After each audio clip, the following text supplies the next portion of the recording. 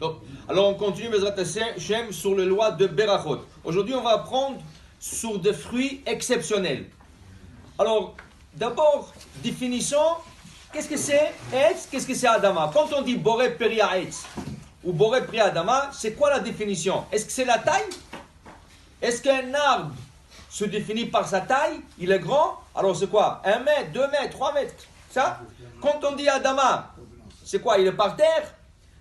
C'est quoi la définition? Alors, le décisionnaire, il nous donne la définition de Etz et Adama. Etz, pour que quelque chose soit considéré comme un arbre, c'est pas sa taille.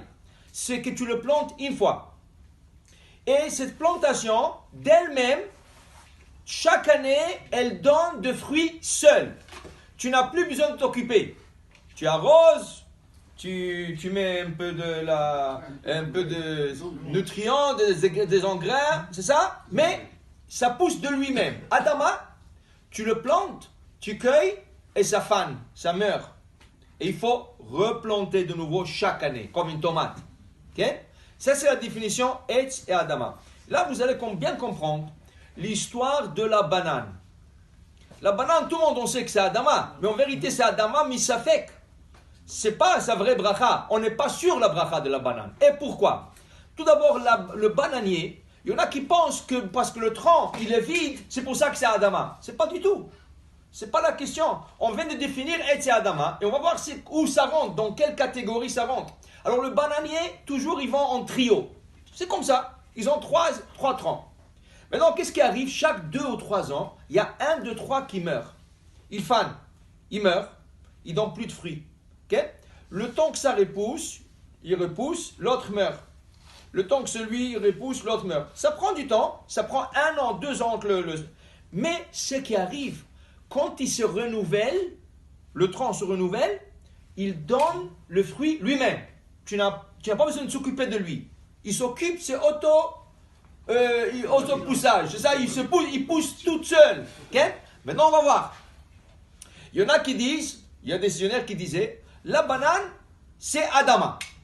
Pourquoi Adama? Ils disent, est-ce que tu as jamais vu un pommier mourir? Ou un poirier qui meurt? Ça n'existe pas. Oui, il pousse de lui-même, mais il meurt. Le tronc, il tombe. Ça ne rentre pas de la définition de Etz. Alors, il y en a qui disaient, la vraie bracha sur la banane, c'est Adama. D'autre part, sont venus des autres décisionnaires.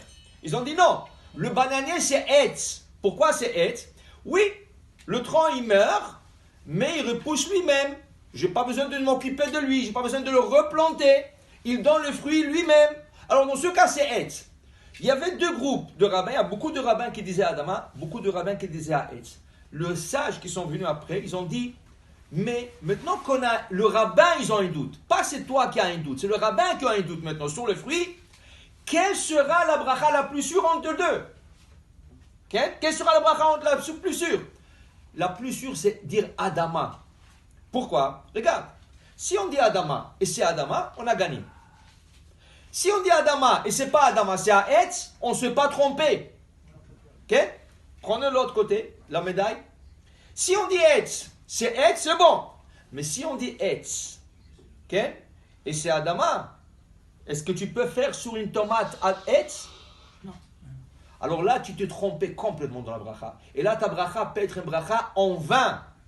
Alors c'est sûr qu'il faut prendre l'autre côté de la médaille, qui est dire Adama, parce que c'est plus sûr entre les deux. Ça veut dire qu'on dit Adama sur la banane, misafek, à cause du doute. Okay? Alors c'est lui qui s'est trompé. Et il a dit sur une banane, il ne sait pas. Il vient de faire tchouva, il a pris une banane, il a dit Boré Priaetz.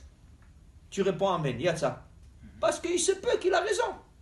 On ne peut pas dire qu'il se trompe, parce que même le rabbin, ils ont un doute là-dessus. Nous, on dit Adama misafek pour couvrir tout le possibilité. Mais il se peut, tu réponds Amen, ça passe. 1, 2, deuxième fruit. La papaya. La papaye. Okay? C'est un arbre qui fait 4 à 5 mètres. Tu parles d'un arbre de 20, 25 pieds. Et plus. Okay? C'est un grand, il dépasse le palmier. Quel bracha le papaya? Adama. Comment Adama? Comment Adama? C'est un arbre immense. Comment c'est Adama? Voilà. Disent le Chachad, dit Rav Ovadia Yosef. Oui. La papaye, elle est différente de tous les arbres qu'on connaît. Tous les arbres, dès que tu plantes, ça prend 3 ans qu'ils commencent à sortir le fruit. La papaye, tu la plantes, première année, elle donne des fruits. Dis Ramim, qu'est-ce que c'est ça? C'est les caractéristiques d'une tomate. La tomate, tu la plantes, elle donne tout de suite. Le concombre, tu plantes, il donne tout de suite. La papaye, elle n'attend pas 3 ans, elle donne tout de suite. Ça veut dire qu'elle a la caractéristique d'un légume, pas d'un fruit, parce que sinon elle aurait donné à 3 ans.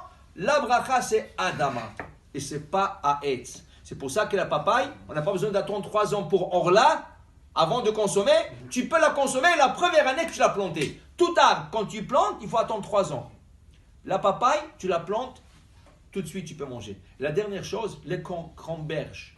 Le camberge, c'est des petites buissons. Mais ce n'est pas à cause de la taille, parce qu'ils sont moins que 24 cm.